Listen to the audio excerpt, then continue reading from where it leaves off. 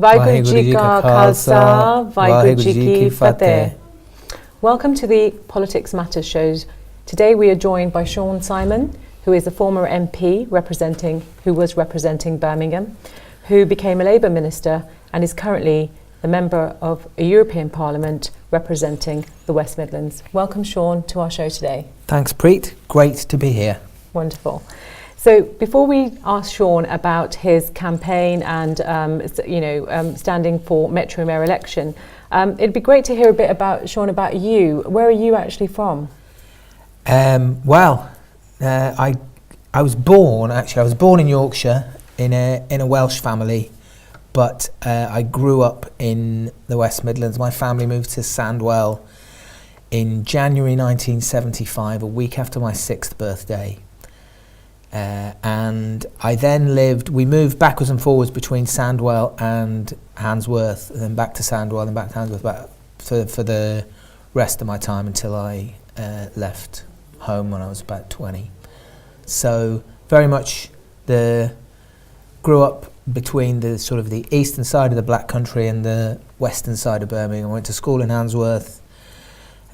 I'm a West Bromwich Albion season ticket holder, and I think, and I grew up in in a Welsh family, a Welsh-speaking family. So my parents are native Welsh speakers.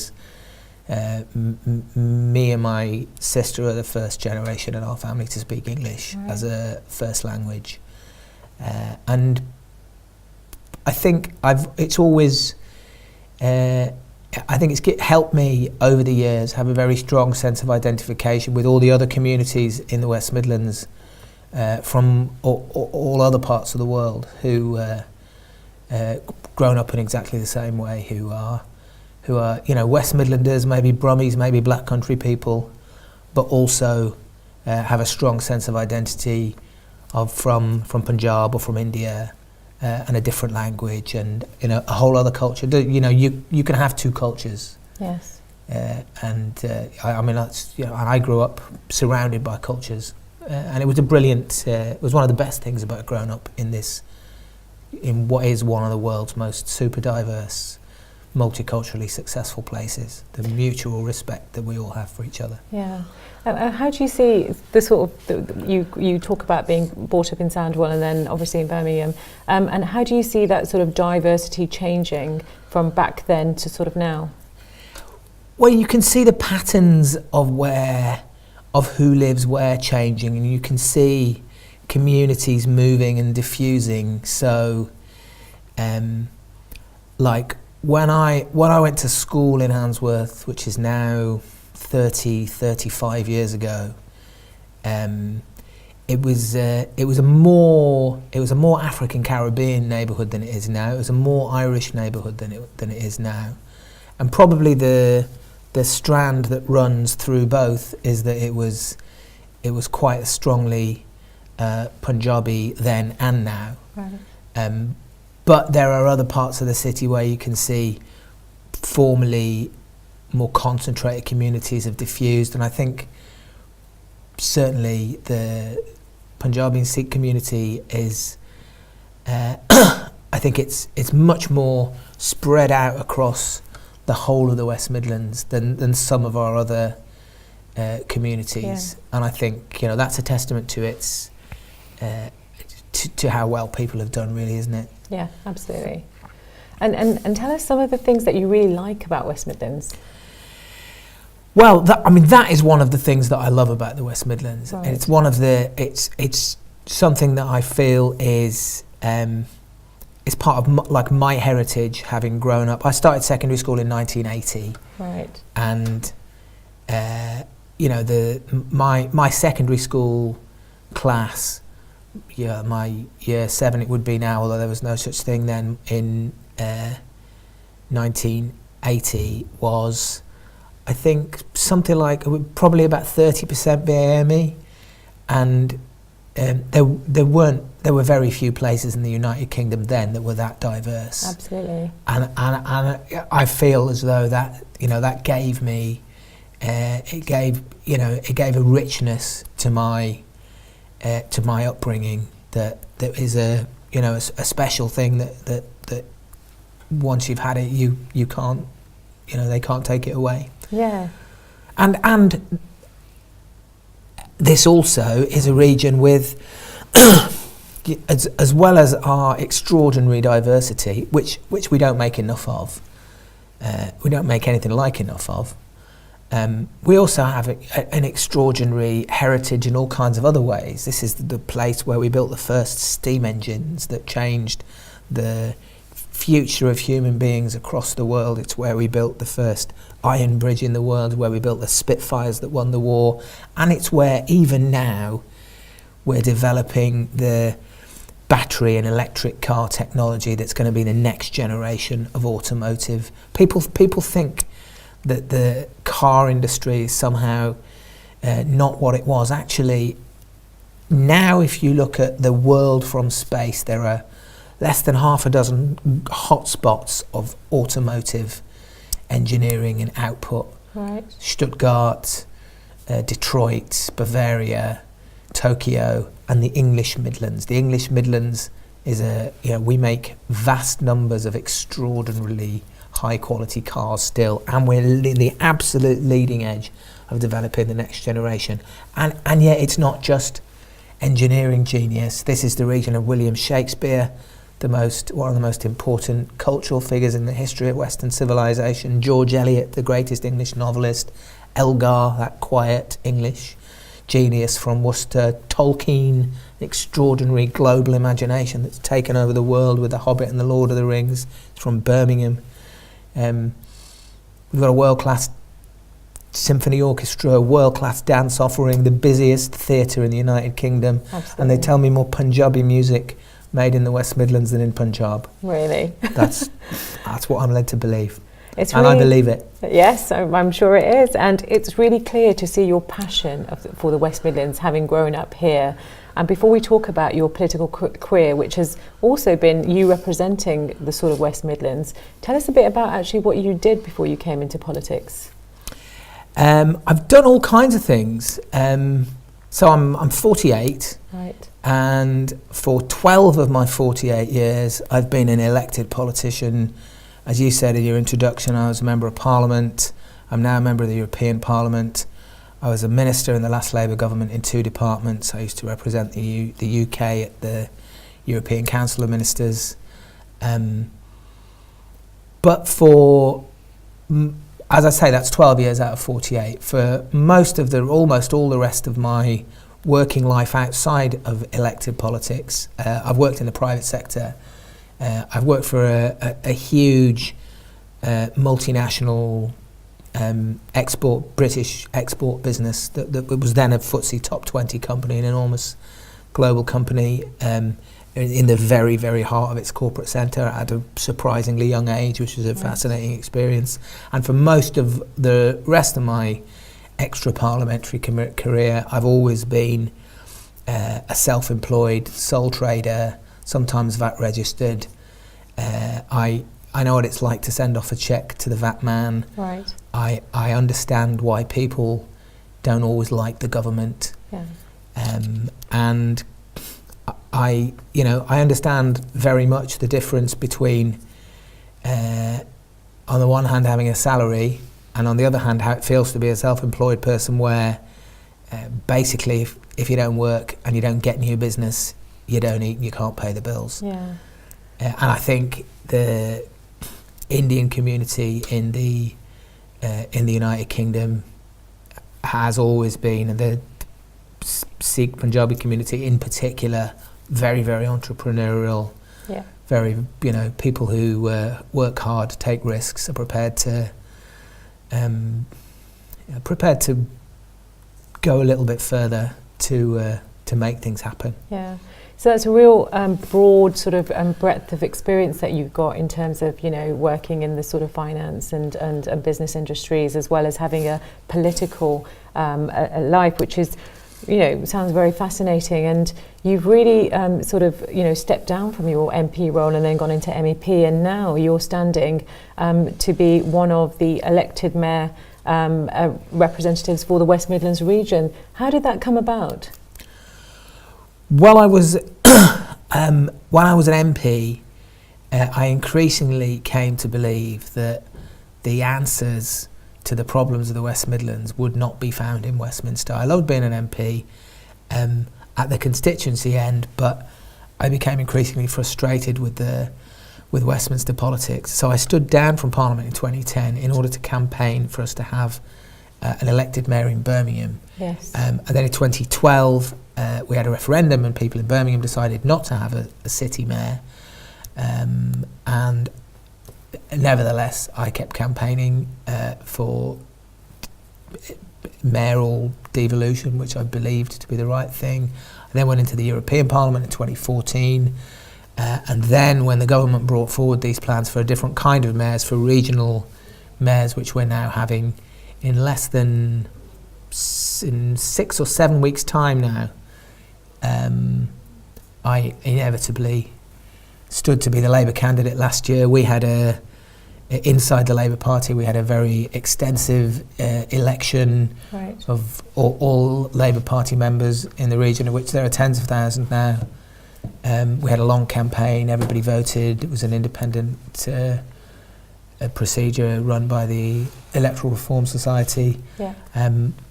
I was lucky to get 72% of the vote, which was a pretty ringing endorsement, but I stress it was a very competitive democratic election, so which is how I became the Labour candidate.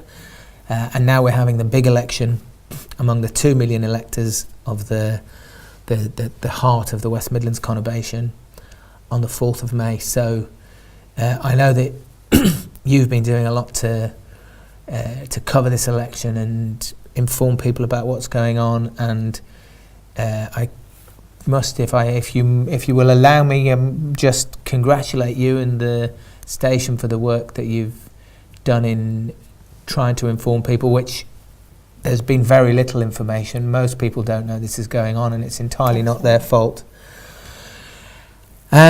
And just to urge people, it's the 4th of May. It's really, really important to vote. Whoever you vote for, even if you don't vote for me, but please go and use your vote for the West Midlands on the 4th of May. Absolutely. And thank you for that. And I see it as my duty to support such an excellent candidate with your breadth of experience. But as you said, you've been campaigning for this since 2010. So this is not something new, and it's not a recent ambition for you. So why would those from the West Midlands watching KTV today vote for you on the 4th of May 2017? Preet, I've got to be straightforward about this. The first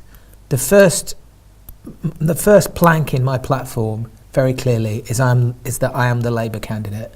I like to think I've got many individual qualities, but I stand very unashamedly as the Labour candidate, and I think it is very important that we have a Labour mayor. I feel that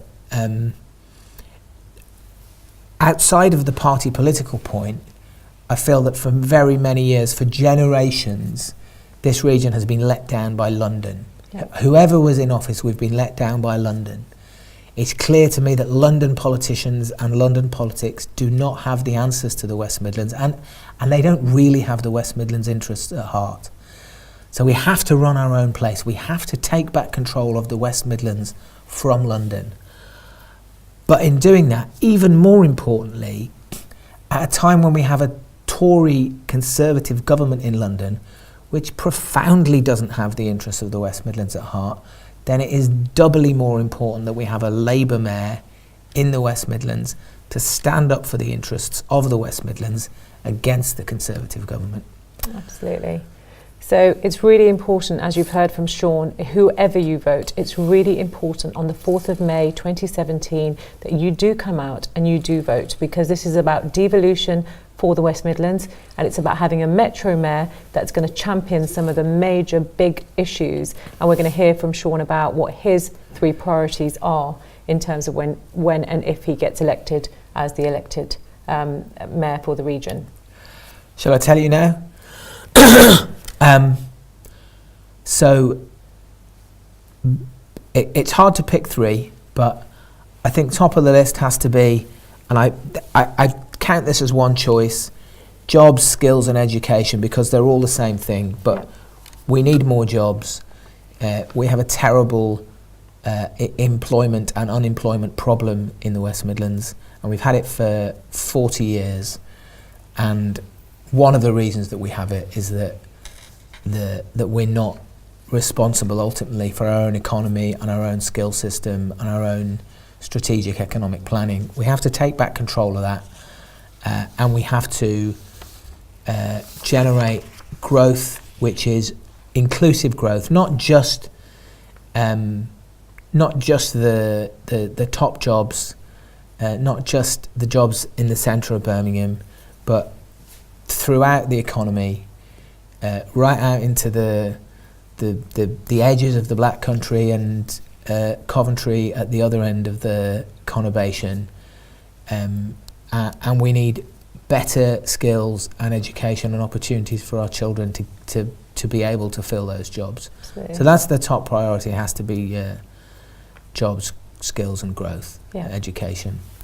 I think another one, unfortunately, sad to say, again, has become crime, the everyday crime that we're increasingly suffering in our communities. The more and more I talk to people, the more often now I'm finding that people say that there's too much criminal behaviour become accepted in daily life.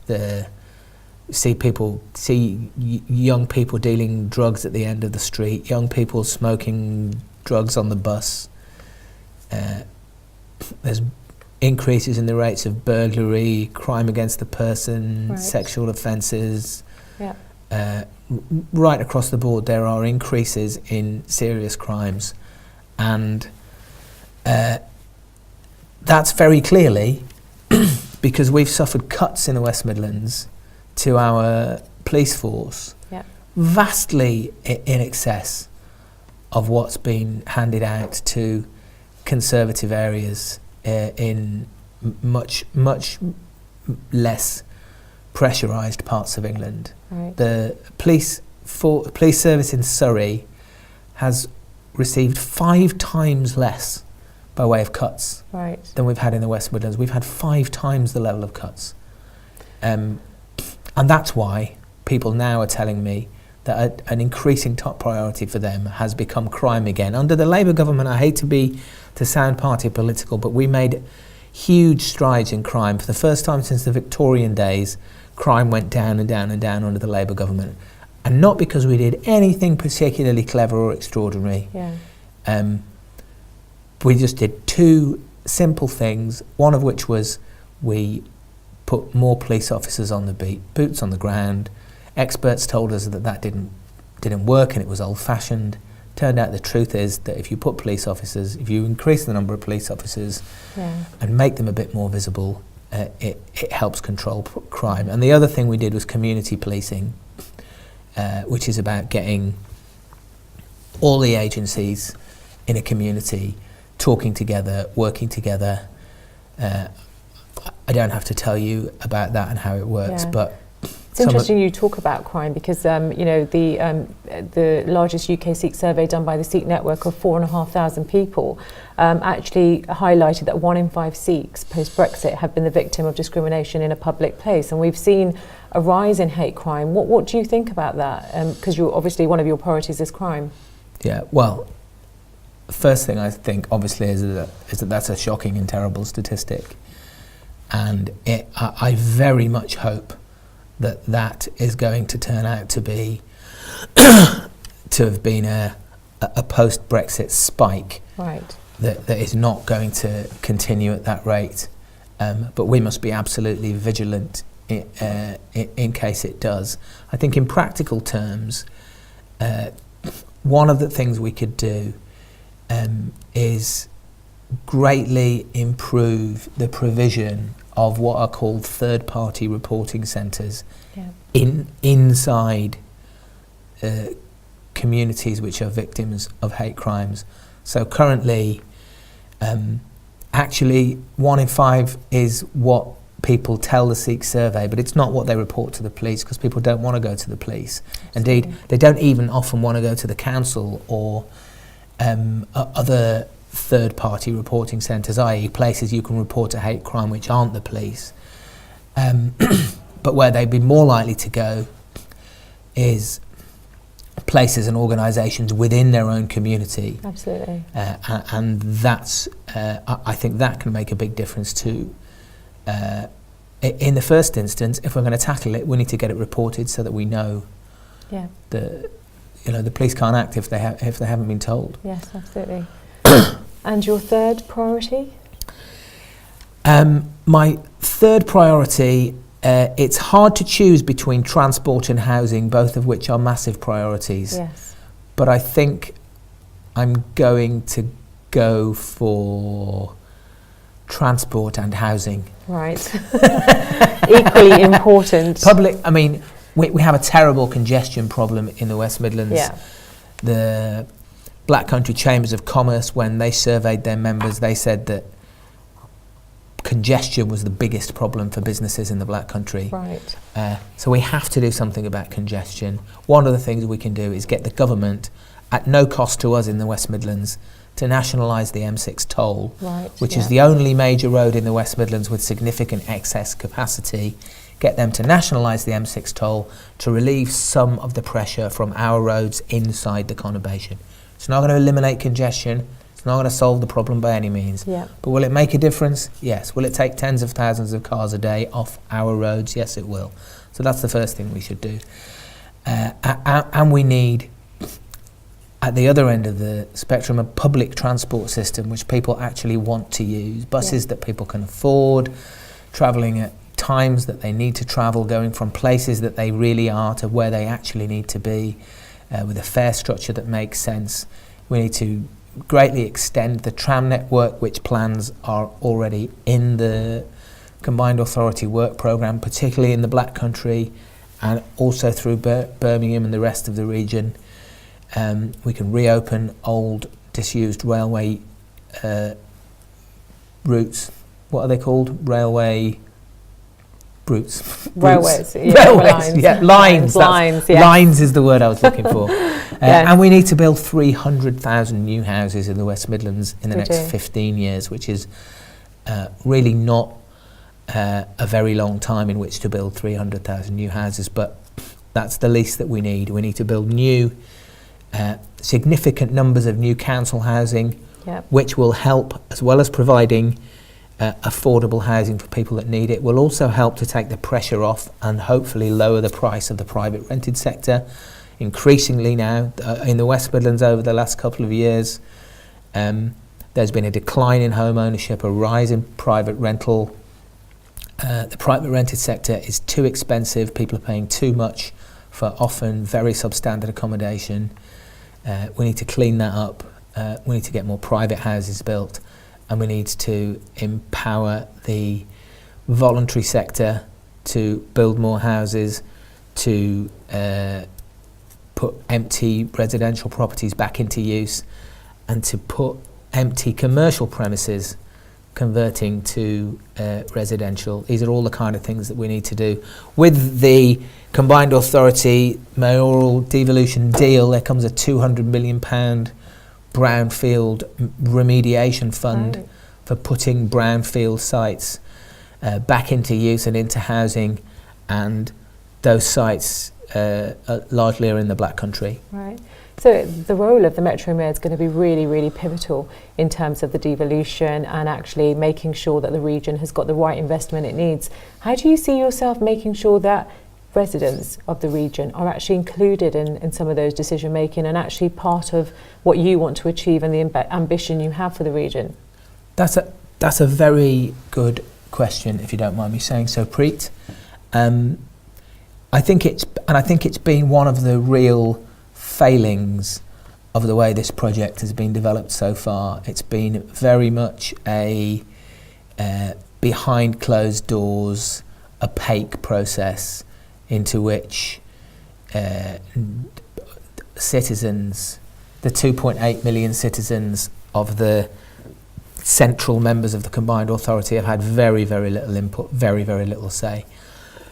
And I'd be interested to hear from people, from citizens, from your viewers, what they think and how they might like to be involved. One of the proposals that often comes up is people say, well, we should have an assembly, like a mini parliament, right, to go alongside the mayor, like they do in London. I personally, I'd have nothing against it in principle, but I really don't get the sense that there is an appetite for that from people. I think, if anything, one of the problems that people have in principle, in advance, in the abstract with a mayor, is they say, well, you know, why do we need another politician? Why do we need another level of government? You know, we've already got enough. And I don't think that's true. I think there are very good reasons why we do need regional government. We need regional government to do things at the regional level that can't be done at the more local level of the local authority, of which there are a lot. But I get the sense that people feel that even more strongly if it comes to an assembly. But I'd be really interested to hear from your viewers if they have got views about that. Otherwise, I think we need to look at forms of direct democracy, of using new digital technologies to enable people to input directly. I'm quite interested in participatory budgeting. I'm quite interested in direct democratic ways of the citizen directly inputting into policy making. It's really empowering to hear you actually say that you're very inclusive and want to actually bring people that are on the ground that are sometimes not involved strategically as part of your ambition for the region, which I think actually gives people a voice, which is brilliant. I am conscious of the time, and I know that our viewers have lots of questions. So I do want to end on one last final question. One of the things that viewers do feel is that, as you know, the Sikh ethnic tick box is protected by the Race Relations Act. How do you think you could assist and support the 7 Met authorities to include Sikh as an ethnic tick box category? As you say, that is the law, and I don't have any qualms that it's a law that we should be implementing, of all places in the West Midlands, where we've had a strong Sikh community here for, must be getting on for 70 years now. So it certainly must be about time we didn't have to keep asking whether we've got a tick box or not. So I certainly would anticipate that I'll be having conversations with those authorities, and if there are authorities. I'm surprised that if there are authorities in the West Midlands that aren't including Sikh tick box. I don't think it's consistent. I don't think it's something that everybody thinks about, but I really appreciate you sharing with your viewers your thoughts on that. And it's been tremendously brilliant speaking to you today and hearing about your ambitions for the region. And again, to our viewers, we've heard from the Labour candidate for elected mayor, and as you know, the elections are happening on the 4th of May 2017. Really, really important you come out and vote. If there's anything you want to share with Shawn, please contact us here at KTV, or you can contact myself. So on that note, Vaheguru Ji Ka Khalsa, Vaheguru Ji Ki Fateh.